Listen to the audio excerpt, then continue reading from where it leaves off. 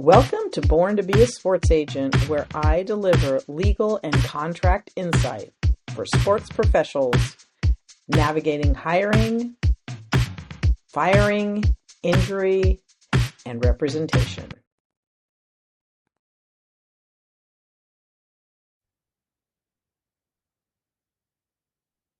Hi, everyone. This is Jill Baxter with Born to be a Sports Agent. And today we have one of my clients, Marlon Moore, and we've got a law firm that is going to ask him a lot of questions about playing in the NFL, which he played for a long time, and he was a great player. Well, you were the best gunner in the league. It's true. We can say that. It is true. Okay, so go ahead, ladies. Hi, Marlon. My name's Karen.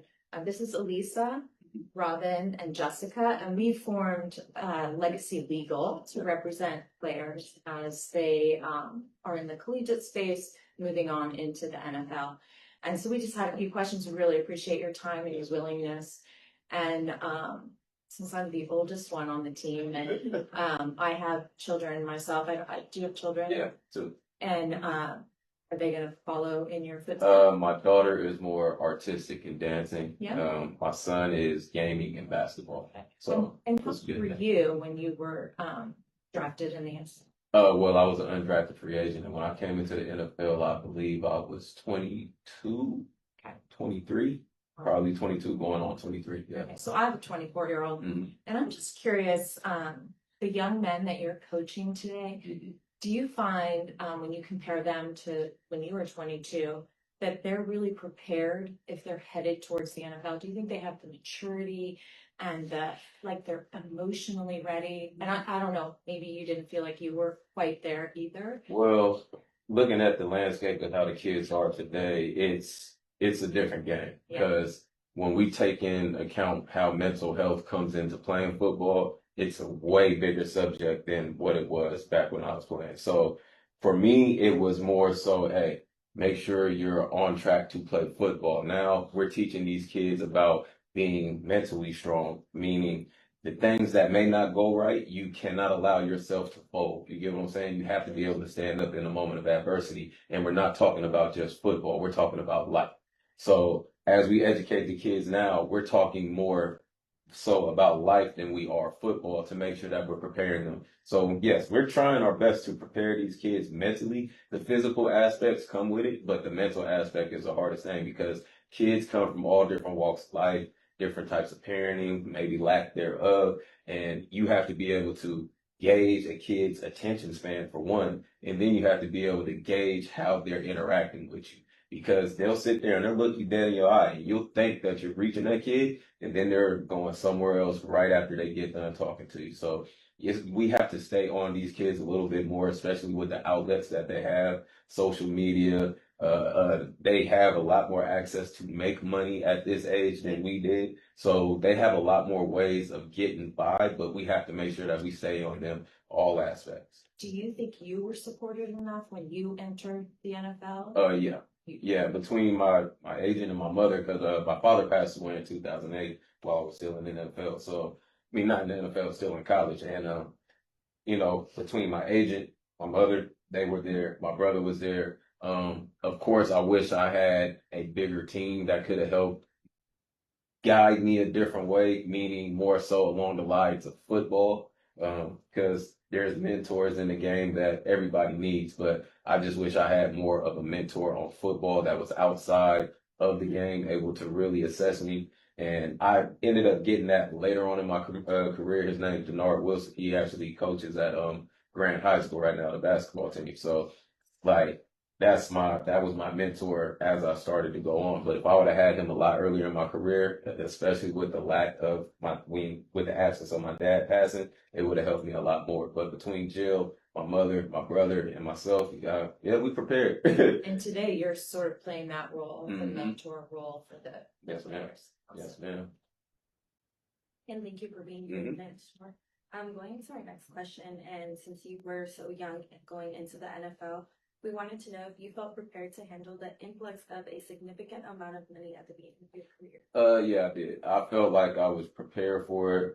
Certain things I wish looking back now, yeah, I would have put some money into those things and, you know, made different moves. But as far as being prepared for it, yeah. So, my second year in the NFL, pretty much that's when I had my first child as well. So being able to stack up, and it was after a lockout. So learning a lot from Jill with that, with there being a lockout, how to manage money, how the NFLPA came into play with being able to pay us a stipend for what we put into the union. All those different things helped prepare me for what was to come. So looking back now, you talked so far that you felt you were prepared, you felt really supported going into your NFL career. If you could talk to your 22-year-old self, and if you can tell your younger self one thing, what would you Take 100,000 and put it in Bitcoin. I'm so serious. I'm being so serious. Take 100,000 and put it in Bitcoin, and that's what I would tell my 22-year-old self. Leave it there. I don't know what else to say, because that's one thing that I do often think about. But that's one thing I think about. But if I could tell my 22-year-old self something, it would be not to be so hard on yourself, because there's going to be a lot of things that's going to come to you in the future that you may not be prepared for. But at this point, you're beating yourself up, trying to make this team, trying to make this roster, trying to be this successful person for your family. And if you don't achieve those things in that moment, you're beating yourself up over it. And you can't beat yourself up over those things, because there's greater things to come in. Well, not as you can see, but with what took place in my career, how early on I didn't know what was going on. Coming into the NFL, not even expecting to making a team, just being able to get to a camp. And then from that camp, it became, okay, we're going to keep you on for OTAs and mini camp. And then from OTAs and mini camp, it was like, okay, we're in training camp now. And I went to make a few plays in training camp, but it felt like I wasn't getting noticed. And I was still able to make that team. So I say that to say, don't stress over, you feel me, what you don't know. Because I didn't know if I was going to make that team or not, but I just continued to grind as if I was one of the 53, and it allowed me to be one of the 53. He's one of the rare players that was an undrafted free agent that made the 53-man roster his first year, and you ended up with a card, remember? Because they weren't expecting him to make it, so he didn't get a card, until I think after you made the 53. After I made 53. Yeah. So now he had all the talent. But see, obviously you didn't believe in yourself as much as you should have. As much as I should have. And that would have came into play with how I said having that extra football mentor. You feel me? Like, if my dad would have been there, that probably would have been the person to do that. And you met Denard, correct? You remember Denard Wilson? I don't know, but who was your receiver coach besides John? Dub. He's awesome. Yeah, Dub is awesome. Yeah. But Dub he had his other things going on, trying to get Devontae and all that, right? And I'm not stressing him over that. Yeah. He had a lot of work to do. Yeah, he did. Yeah. Yes, that's true. So. But yeah, man, it was don't be so hard on yourself. Yeah. Well, that's a good message for young players, I think. It is. And that's where the mental health aspect comes into play as well, because one play that doesn't go right, you go down in the dumps. And we have to learn as football players, you feel me? One play that goes wrong in a game doesn't mean that it's the end of the game. You have other opportunities to succeed. And that's the same with life. Just because you may run a stop sign and get a ticket doesn't mean the next thing you're going to do is get a speeding ticket. You feel me? You just improve. You're more aware, and you learn, and you adapt. So don't be so hard on yourself. Yeah, that's about it. That's good. So again, thank you so much. I feel like we're just gonna keep repeating the thank yous. So it's all good. Keep repeating the yes ma'am, and I appreciate it. So while you were speaking about your sort of the mental health that that thankfully now the football programs are talking about with their college students, how do you feel like your NFL career has influenced your coaching style and sort of the advice you give to your college athletes who are hoping for a 4-year and then hoping to go through the draft? Like, what do you warn them? What do you say this is a red flag and then this is a good thing? Or you could sort of see it in a student coach? Well, like the NFL has literally shaped my whole way of thinking when it comes to a football player and how they should be viewed. Because of course you're a part of a team, but when when you're in the NFL, you're an independent contractor. So you're doing everything in the betterment of the team, but at the same time, everything that betters the team is for your own personal gain. So I'm trying to educate the young men that I have. It's like, okay, you may be out there running a route and you may not get the ball, and we're telling you, run off as hard as you possibly can. And you're sitting here saying, why am I running off as hard as I possibly can? Then we pop the film on and we say, okay, you see how hard you ran? What did you do? You took the safety with you. So what did that open up? It opened up the middle of the field for your teammate. You get what I'm saying? So when we're trying to get you to understand what football is, we're trying to get you to understand you're doing a job specifically to make sure that the team is going to gain success. You're not just out here for your individual success, even though you individually will shine if you complete your job. So that's the way these things go. Take away the me and think about the team, and everything that you want to gain from this game will come to you. Okay. Mm-hmm. Do you feel like there's any like red flags that you warn your players about of like when they're going? As far as red flags, it's hard to really judge because you don't know a person's character. So you can sit here and say, well, you got to be aware of coaches that are just out for their own gain, but that's the name of the game. Like what coach isn't out for their own game? That's what they're trying to do. So building relationships with these people with coaches it's a difficult thing to do because of the landscape of the game now and how kids are constantly moving. But being able to build a relationship with the teammates that you have, because that's the ones that you're really going to be fighting for. So now you have to look at college players as being independent contractors because of what they're doing with the NIL. It's a lot different than when I was in college where I wanted to stay at my 4 year. I wasn't trying to transfer. Now kids are saying we're trying to get out of here after 6 months if things don't go right and if I can get a bigger check, independent contract. So that's what that's what they are nowadays. So as far as red flags, you just have to really look at the bigger picture of what you're trying to do. Are you trying to play football or are you really trying to play, or are you trying to set up your family? You get what I'm saying? Because if you're trying to play football, you'll stick it out. You allow yourself to develop. If you're trying to take care of your family, then different things may come into play where it's like you may get an extra 100,000 here or an extra couple thousand here to where you can sustain that. Now, on the flip side of that though, I'm sorry, we're going to keep going.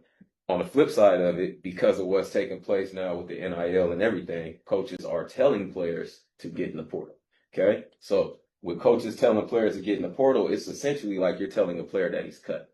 Yes. That's essentially like what you're doing. Being an independent contractor, that's essentially what you're doing. You're not verbally telling them that because I don't think you legally can because of scholarship rules. I guess so. I'm not going to say No, this is what they say. But they say you're not going to play here. Exactly. You might want to go in the portal. Mm-hmm. And they're basically saying we're cutting for no rhyme or reason, just like they would in the NFL. We don't appreciate your services, or your services aren't good enough, so we're going to allow you to move on. So that's what I'm educating kids on. It's not about being able to go out there and say, oh, I can get to that school, get to that school, get to this school. No, get to a school and stick.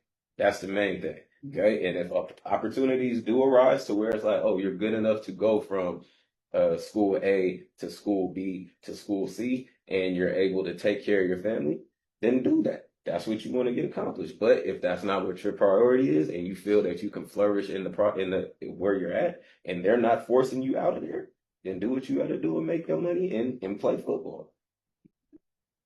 Are you glad that the system's different? That when you were in the system, it was different than it is now. It's very complex. And I'm outside. It's very complex. I'm glad in a sense that the kids are, because, the universities were making money. Well, let's just say the NCAA. You feel me? They were doing what they had to do and they were making the money that they had to make. Kids, yes, we were on scholarship, but we weren't living, you feel me, as if, like, you had kids that were on scholarship that still had to get jobs. You get what I'm saying? It's a lot of stuff that was really going on. So now with these kids being able to take care of themselves like this, again, it's putting them in better position, health-wise, mentally, with their families. And it's a great thing. But there has to be some type of cap on this because kids being able to transfer from 3 to 4 to 5 schools, having 7 years in college, that's not a good thing to me. That's not a good thing. That's why it's so many pros and cons to this situation. And I'm all for kids getting their money, but I still believe there needs to be a cap on it. Unless you had some sort of medical issue to where you had to sit down a year or bereavement issue to where you had to go be with a family member, your cap should be at 5 years. You have your 1 year to redshirt, and then you have your 4 years to play. And after that, that's it. Are you hopeful that this could settle down and Yes. going to end up in the right place? I'm hopeful it will. Eventually it will. I don't know how long it's going to take, but eventually it will. And if it doesn't, we'll see. Because it's a lot of kids are reclassifying younger, which is making it bad as well. So yeah, you got a kid that's in high school that's reclassifying and he's graduating a year later. So that means he's a year older going into college. And yes, his body may be more developed, but you're taking away from that kid that didn't reclassify and he's getting overlooked because yes, you reclassified, now you're in his class. You get what I'm I saying? watched that as a parent outside Mhm. of the football world, the Super 8 thing, and Mhm. I'm like, What is this Super 8 thing? You brought this up twice. They keep the kid back in 8th grade, Mhm. second year. Oh, okay. So that They when you- call it redshirting. My brother did it. Well, My I brother think did it. redshirting Sophomore was year more of high once you school. finally got to college, Mhm. and the Super rating is an 8th grade kid who then, because boys mature at a different age. Some Right. unfortunate boys mature out of college, which is unfortunate. They miss out the whole high school thing. Mhm. But then they suddenly look manly and they're just more developed, more muscular, and they can perform better. And so they're holding them back in a different way. You know, some boys are held back in kindergarten because they still want to play with trucks. Yeah. So it's just at a different stage. It's at a very different stage, and like we're taking away the opportunity for kids to be kids. They're being scrutinized more at an earlier age. They're under a microscope at an earlier age, and this is where the mental health thing comes into play because now it's like I have to be perfect from 4, 5, 6, 7. I have to be in 6 and 7 different trainings to make sure that I can get noticed. I have to go to so many different camps, so many different basketball camps, so many different baseball academies to make sure that I can get noticed. It's the multi athlete or the multi sport athlete. Mhm. You were a multi sport athlete, and is your son multi sport? Right now I just play basketball. I'm sure eventually as he gets older, Yeah. trying to get him in the track. That's what I want. Yes, so they're more well-rounded. And I'd say when this is so serious and there's so much money involved, I'd say the parents start guiding these children through when at a very young age. This is all you're going to do. We're going to throw everything at you. Ironically, I just had a conversation with my friend about this today because even LeBron James has said, like, we're forcing these kids to play one sport. Like, you're not playing outside anymore. You're not doing the things that came natural. You're so robotic when it comes to this. And that's when the mental issues start to come in because you've just been trained to do this. Boom, boom, boom, boom. You have no natural instincts that's going to allow you to get out of these situations. So it's like being able to go outside and just play a sport versus, hey, I'm done with school, I'm going to train. You get what I'm saying? Okay, I'm going to baseball training. Okay, I'm going to batting practice. Now I got to go field. Now I got to go out there and run bases. Okay. What good is that really getting? I get it. You may get better. You may get noticed. What's the percentage of those kids that's getting that? So you've trained this kid at a young age to be this phenomenal athlete. And if things don't work out for him after high school, now what is he going to do? What's his identity? You feel me? What have you given that child outside of sports resources to help that child flourish? So one of my questions is, are your JC players Mhm. being hit up by agents right now to get money in the port, not in the portal, but getting money for the recruiting? I'm just asking. I mean, because there's a lot of shit think- going on. I think so. I'm just being real with you. I really think so. Like, I'm not too deep into what's going on with some of the kids when it comes to the recruiting, but I really I think so. Cause we got a few kids that had some pretty big names, not necessarily saying they going SEC and all this, but they're pretty known, and he'll be able to tell you he's there with me with his grandfather. I know. Yeah. He was telling me about his grandfather. So and he knows like we got an O-line in there right now that's 6'6", 6'7", monster. So who's recruiting him? Few different schools. I'm being real. I'm not in his recruiting world. I don't talk to him too much about it, but he's being recruited by a few different schools. I'd have to reach out to the coach at the line coach. I'm being serious. Like he's a big body. Yeah, I'm sure he is. 'Cause there's certain body types. Now, my other question to you is, from the time you got to Fresno State and you graduated, how much did you grow in height, or were you the same height when you left? I grew. You grew. See, I thought you did too. You and Spock. Yeah, so I grew like maybe 2 inches, maybe 3 inches, which is a lot. Yeah, at your position. Yeah, and I was one of the, if not the strongest wideout pound for pound. Yes, you were. That ever came through Fresno State, and I'm stamping that. Yeah, I know, and that it's true. He was a great player. Yeah, like pound for pound, held the bench press record. Adam Jennings probably had the squat record, but when let's call him and find out. He'd get all feisty. Oh no, he would. Oh, he'd get mad. Yeah, I know he would. The amount of, if y'all had to beat this, like the amount of beats that you would have to do with Adam Jennings, it would be ridiculous. Like beat, stupid mother.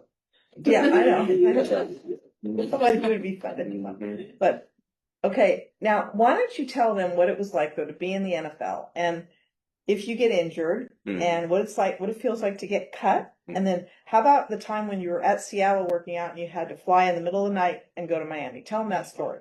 So, well, first and foremost, being cut sucks. Like, I'm just going to say that flat out. No matter how you slice it, it sucks. Even if you want to get cut from the team, it still sucks. So being able to regroup after that and pick yourself up off the floor, because you might not get a call for months, might not get a call for the rest of the season. It might be next year when you get a call. And just having to stay prepared and ready mentally for what you need to get accomplished when that call does come, it's a difficult situation. But being cut, you feel me, it does feel this type of callous, you feel me, that allows you to go through the NFL, because you get cut once, it's like, okay, boom, that's great. I've been cut, it hurts, it sucks. Then you get cut again and you realize like, oh, it ain't me, it's just really a business. And then you get cut again, and then you get cut again, and then you might get to your 15, and then you stick for about 3 or 4 years. So it's just the stick-to-itiveness, if that is really a word. I've heard that somewhere. I'm just going to use it. The stick-to-itiveness that you need to use to make sure after you get cut to continue. All right. So when it comes to getting cut, we came back from London. I was with the 49ers. We came back from London, and we were halfway through the season. So we were 8 games in. We came back from London. It was our bye week. Get a phone call from, one of the Grim Reapers. I know you've probably heard about them. Get a phone call from one of the Grim Reapers. Make sure you come up here, bring your iPad, blah, blah, blah. I already knew what was going on. One of the things I already expected when I was coming back. So I was like, okay. They pulled me in there, tell me what's going on. I'm like, all right, that's fine. Go on about my business, say bye to the coaches. Already knew it was coming, so I was prepared for it mentally. It didn't bother me. Why did you think you were getting cut from the 49ers? Because they were bringing back Mario Manningham. That's when Crabtree was coming back, because he was coming back off his Achilles. Oh, wow. They were bringing all their receivers back. So that, you remember, I'm not going to say no names, but you remember the coach that I had, he said I had disappeared. But what had happened in the preseason, they were trying to keep everybody healthy because they had no receivers. So they didn't play me. They didn't play the other starter. Nothing but maybe 1 or 2 series. And it was about 3 or 4 of us that really didn't play that much in the preseason. Was Johnny Morton your coach? I didn't want to say no names. But you remember he said I had disappeared, but I'm like, how did I disappear when y'all stopped playing us in the preseason? Oh. And then once it became time, y'all inserted my man Kyle, who was a great guy. Love Kyle. Y'all inserted Kyle Williams back into the starting lineup with Anquan. So, yeah, it was a bunch of stuff going on. I was like, and it's out of my control. That's out of your control. Stuff you can't control. Yeah. And, so. Who was the head coach? It was Harbaugh. Oh, it was Harbaugh. Yeah, love that guy. That's right. Love him to death. Great guy. Yeah. So it was Coach Harbaugh. Mm-hmm. Yeah. Okay, yeah. So ends up happening. I'm enjoying my bye week. Get a call from Seattle, literally on my way to Seattle, which is a good thing. Going up there to work out, not a problem. And then Jill called me and was like, "Hey, just trying to get a hold of him." I'm like, okay. So Jeff Ireland was the GM in Miami, and Marlon had already been at Miami and been cut. So then, no, I didn't get cut. No. I played my contract out. right, and then they didn't sign you over the. I was a free agent. I didn't get cut. Okay. All right. Never got cut. Not from them. All right. So, I'm in the airport on the phone. Have to call Seattle. I have to call Seattle to be respectful and tell them what's going on. Yeah, tell John Schneider. Yeah. So I call him. It's like, man, this is what's going on. It's an opportunity. So pretty much what Jeff Ireland had told me, he was like, hey, just come back up here, pick up where you left off. Verbatim. That's what he told me. You don't have to work out for us. You don't have to come out here and do anything. You know the lay of the land. Just make sure you come back up out here, pick up where you left off. I'm like, okay, cool. Boom. So I get there. It's us playing Tampa that week. We're playing Tampa. I remember it vividly. And we're playing Tampa. I practiced that whole week. Get to Tampa, playing the game, and I make a big hit. Okay? Big hit.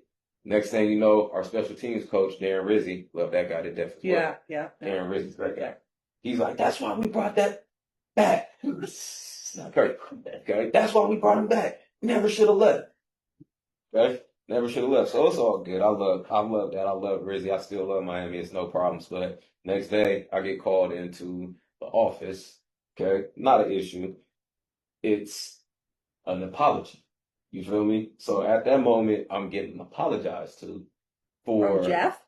I'm not saying no names. I'm just trying to keep things. All right. Yeah, I'm just trying to keep things. Okay. Okay. I'm issued an apology at that moment.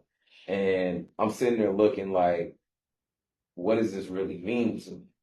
At this point, you're telling me sorry for not resigning you, but I just took about 9 months of my life, uprooted everybody. My family went back to California to come back here and bring my family all the way back. You feel me? So what does your apology really mean to me? I didn't make any extra money. I didn't solidify any extra years out of you guys. So I'm literally just here as an independent contractor to make sure that I play my contract, the rest of it, what's remaining, and see what happens. So when he gave me that apology, it really didn't mean anything to me. I was numb to it. It was like the relationship where it already moved. Exactly. Moved on. So this is the kicker about all this. Before all this happened, I don't know if I told you this. Me and my wife were in a store. We see somebody from the Dolphins. Not gonna say no names. Don't do it, Jill. Coach Ireland. No. Jeff Ireland was the GM there. Who got fired? We see somebody from the Dolphins, and we're walking, and it's almost like he didn't recognize me. That's what really rubbed me the wrong way. And this was before I ended up coming back home to California to play for San Francisco. I was still a free agent at that moment. It's like he really didn't recognize me. So I'm looking like, how you not, I think I told you this. How you not recognize me after I just put my life on the line for y'all for 3 years? Is he an old guy? Didn't have No, glasses? no. That was young. At that moment, what, Jeff probably like in his early 50s?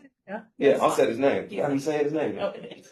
But it's like he didn't recognize. And then, we get to talking. He's like, what you gonna do? Like, I walk up to him like, what's up, Jeff? He's like, oh, wow, how you doing? It ain't been that long. Like, we just ended the season. He's like, what you doing? I'm like, thinking about probably going to San Francisco. You feel me? That's where I'll be. Oh, that's great. All right, have a good one. Like, just shooting me up. And then months later, you need my services. So it's at that point where you gotta take away the personal feeling and become a professional in what you're doing and understand the nature of the business. Because the GMs can do that. And either you gonna have a salty attitude about it, or you gonna go in there, you gonna work hard for the person that's next to you in that locker room. You're not doing it for those people up there. None of those people up there are on that field, blood, sweat, and tears, going through anything with you. It's your coaches, okay? And it's your teammates right beside you. And then you could even group your trainers into there because they're the ones that keep you healthy. And other than that, you're playing for those people that's on that lower level, not on that upper level. It's true. what you don't know is that I was at the combine and the team called me in Mm-hmm. and we were determining whether they were going to do another contract or whatever. And Jeff Ireland was fired by them. Mm-hmm. Okay. And I was in a room with all those people. Everybody from the Dolphins. Mm-hmm. This was at the combine. And I said to him, I said, you treated my player really poorly. Mm-hmm. So you really need to make amends for that. And they just sat there and went like this. They said, well, we didn't know that. I said, yeah, you didn't treat him well. This is what happened. They didn't even know. Mm-hmm. But Jeff was fired by them. So it had to be Yeah. when you were going to get your next. Was it Chris Greer that came after that? I don't know, but they were sitting there in shock. I think they were in shock that I brought it up and that I was not real happy about it. Mm-hmm. And then you ended up getting a good deal with Cleveland. So it ended up being better for you. And you had a good, pretty good experience at Cleveland, really. It was good. Oh, I love Cleveland. I love Cleveland. Yeah, you and Travis Hands were both on down. the same team. Hands down. Football wise, Cleveland is a great place. I'm not going to sit here and lie to you. And they got very good restaurants out there. Yeah. Not lying. They got some good restaurants. Yeah. And guess who was your quarterback at Cleveland? I'm not going to say no names. Johnny Manziel. I was like, don't hang around with Johnny, Marlon, please. I don't know what he's going to do. I love Johnny, man. I know you love Johnny, but I think you called me one time and said, oh, I think we're going to be going to Vegas. I said, who are you going with? It wasn't with him. That was a whiteout trip. That was with who? Whiteout trip. All the whiteouts. Oh, all the whiteouts. Mm-hmm. Or maybe it was Travis was going to play golf with Johnny. Possibly. Yeah, because Travis is a good golfer. No, Johnny's a great guy. Yeah. I love Johnny. Yeah. Do you guys have any more questions for Marlon? I want to kind of go a little bit back. We talked a lot about focusing a lot on preparing your players with their mental health. Mm-hmm.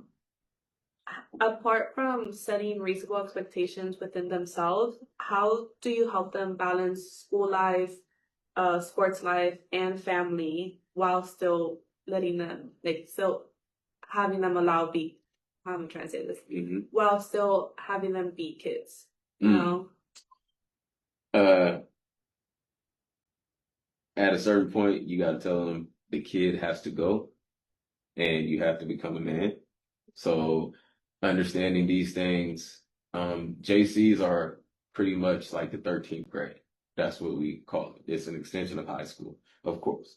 And we're getting kids that, of course, may not be ready for the D1 program or a D2, and they may be a little bit more immature. So you have to really be stern on the aspects of handling life, because now you might not be living with your mom. You may be living on your own. So you have to do certain things. There's bills that you may have to pay. There's you getting up and having to take the trash out to make sure that you get it thrown away. There's little things that you have to do that you're going to have to start adulting. You feel me? So telling these kids, it's like, all right, I get it. You have fun. You're supposed to. You feel me? It's college. But what you're trying to accomplish, you still have responsibilities that you have. So take care of your responsibilities first and foremost. Handle everything that you need to at home. Take care of your schoolwork. Take care of your family. And then you take care of whatever else you want to when it comes to having fun. But we're trying to play football. We're trying to make sure that we get you set up to be young men and you flourish in life. The fun aspect will come, but you have to have that work ethic first. You put the work in, you can have the fun on the back end. Thank you. You're welcome. I think my final question would be, if you were advising a player who was going through the NIL process or trying to do that, what qualities would you tell them to look for in an agent if they ask you? Man, so it's hard for me to answer that because I don't know too much about an NIL contract. You get what I'm saying? So I wouldn't sit here and say, oh, you look for this in an agent or look for that in an agent. As far as a person that could handle the legal side of it. You get what I'm saying? But from a personal side of it, a personal standpoint, you're looking for a person that doesn't just dive into you. They want to dive into your family.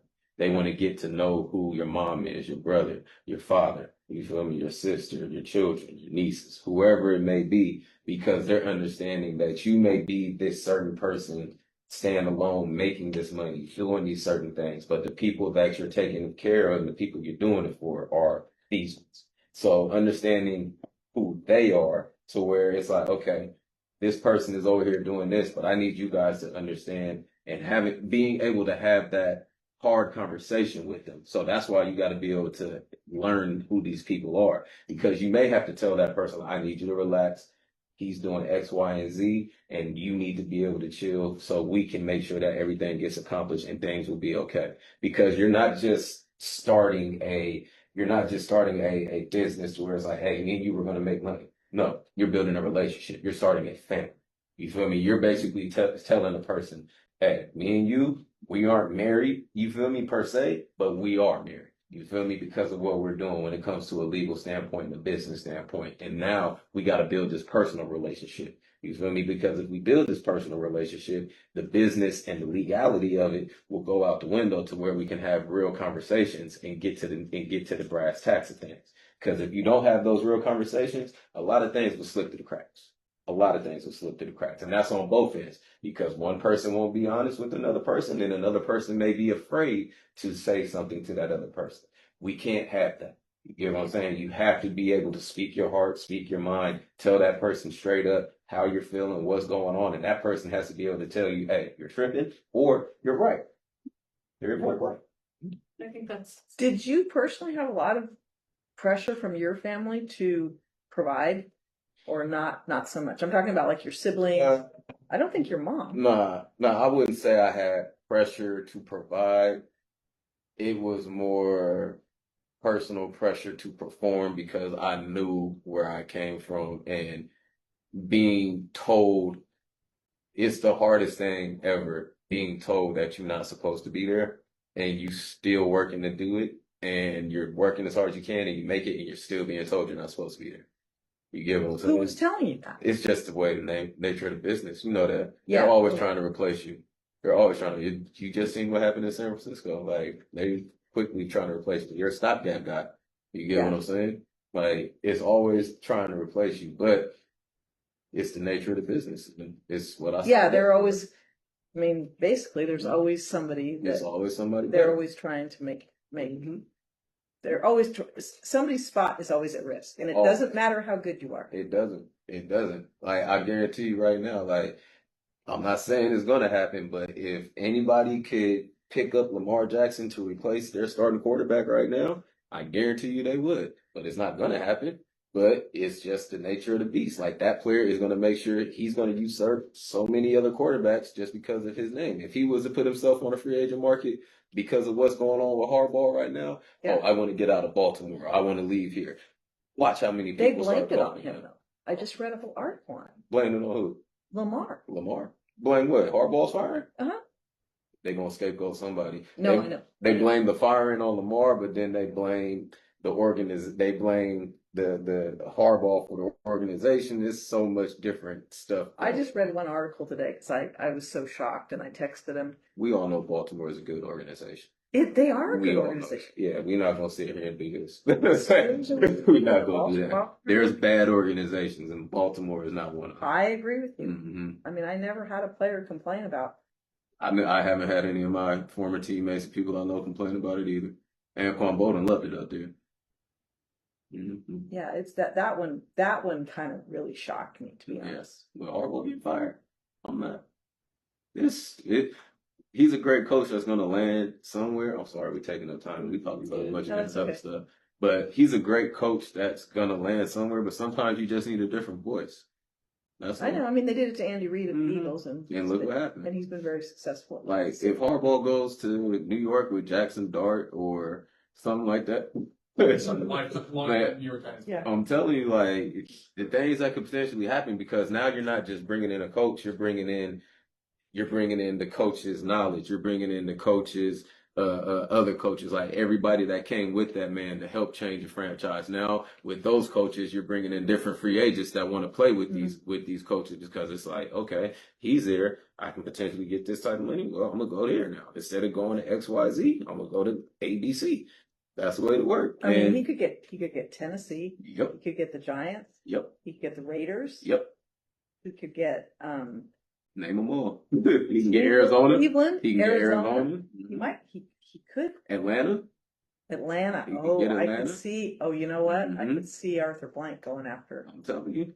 And then we still don't know what's going to happen after the Super Bowl for what other coaches may get fired. You feel me? Because there's still a lot of stuff that might take place. Oh, I know. You know this game. Black money was money.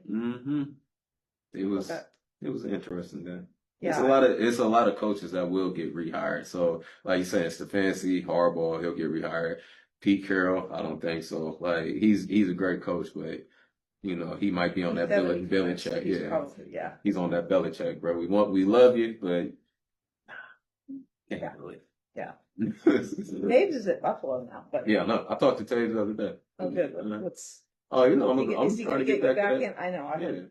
Yeah. He'll end up coaching in the NFL. That's what our goal is for Marlon next, right, Marlon? That's the goal. That is the goal. Okay, Yep. well, I'm going to stop. Any other questions? Any more questions? But you're willing to move again? Yeah. Yeah. The question is your wife going to move? No. Or kids? No, sure. I knew he was going to say that. I know. Okay, go ahead. What's your question, Jimmy? With this last couple seasons you've been with the AR and the rise of the NIL stuff, has that become? So I know that coaching staff and how they run things and their values, but like, has the consideration of NIL money influenced where kids are going out of the junior college portal, or has it become? Is it not so much of a presence there yet? It's not so much of a presence yet. Some of these kids that are signing to some of these big name schools out of the San Mateos and, you know, some of these other schools may be dealing with it, but it hasn't hit us yet. And that's because the character of player that we have. And once we start to develop those types of players, I'm sure that that's going to be coming around because it's just a part of the game and it's only a matter of time before it trickles down. So, like, the way I feel about this whole situation is D2s, D3s, they're going to flourish. JCs and high schools are going to suffer. Mainly JCs are going to suffer because of the talent that they're going to get. So D2s and D3s are going to take back a lot of these bounce backs, but they're also going to be an influx of kids that want to go to D2s and D3s because of the development and the money. JCs may not have enough money to house some of these potential 4 stars, 3 stars that may be falling through there. Yep. Do you think the counter to that is because the discussion that we've been having at the high school level is that the possible effect where now your junior college eligibility is enacting against you, so you can have basically where you do go to D2, D3 to develop. And obviously it's different outside of California. Scholarship programs outside of California versus in California. But like the difference here being is you can go develop for a year or two at AR or City or San Mateo, develop those same skills you do with like a D2, D3, and then go even higher in D1 level. And still have your 4 years eligibility. And like look at track that way, because obviously you're saying the downfall is the fact that colleges are going to continue to pull 4 years, they can continue to pull kids from other 4 years. Whether it's practice squad film for some reason sometimes gets held over a junior college film. And so I guess is that what because that's what we're telling the high school levels, like, hey, this is an opportunity. Yeah. But like I was interested to see if the coaches are looking at the junior college level. So the way I feel about that, yes, it's the biggest opportunity for junior colleges to really absorb a lot of talent that gets overlooked because there's going to be so much. You're going to have 3 and 4 star kids that's going to get overlooked. Now, does that JC have the resources to allow that 3-star, 4-star kid to flourish? You get what I'm saying? Some of these schools do. They have the dorm systems. You feel me? They have job systems in place for them to flourish. And then they're also able to pay their coaches an amount of money that could help potentially offset it to where they're more there on a full-time basis. How many of these JCs are able to do that? You get what I'm saying? How many JCs are going to be able to pay coaches more than what they're paying them now? And it's not an issue because we're here for the love of the game. We understand the nature of the beast. But as these kids get better and the demand gets higher for what they want to do and how they're trying to accomplish things, the demand from the coach is going to go up. So now you're asking this coach to literally take away from whatever job he may have to develop this kid. You get what I'm saying? But we're not able to do that because this is a JC. We're not getting paid enough. We still have to go offset that money. So how do we find that solution? You're going to have to maybe start paying JC coaches as teachers. You get what I'm saying? Allowing them to be a little bit more on the employee side than an independent contractor. So with those things, like it's a lot of things that's coming into play, and it's just my thought process on how I'm thinking of things and looking at it. But I get exactly what you're saying. With the 2 years that they have to play at JC's, high school kids shouldn't be in a rush to say, okay, this is it. JC is going to be the end all be. No, you got 2 years to play JC. Take your 2 years if you need to. And realistically, you might got 3 because you can redshirt at the JC. So you take those years, you get better, you develop, and then again, we're not playing this game of who got held back and what kid is getting overlooked in the transfer portal. You're literally saying, okay, I took these extra 3 years to develop. Now, if I took these 3 years to develop and nobody's coming to get me here, that's on me. You get what I'm saying? Because now there is the D2, there is the D3 that could potentially come and get me, understanding that I've developed. I put the tape out there. That's on you. Got it. I'm going to end the interview because we have another interview. Oh, my bad. Player at Fresno State. So maybe you want to stay for Wes's interview. He's the long snapper. Marlon's like, Thanks for listening to Born to Be a Sports Agent, where we discuss relevant legal issues, contract issues, and discuss representation for everyone in sports.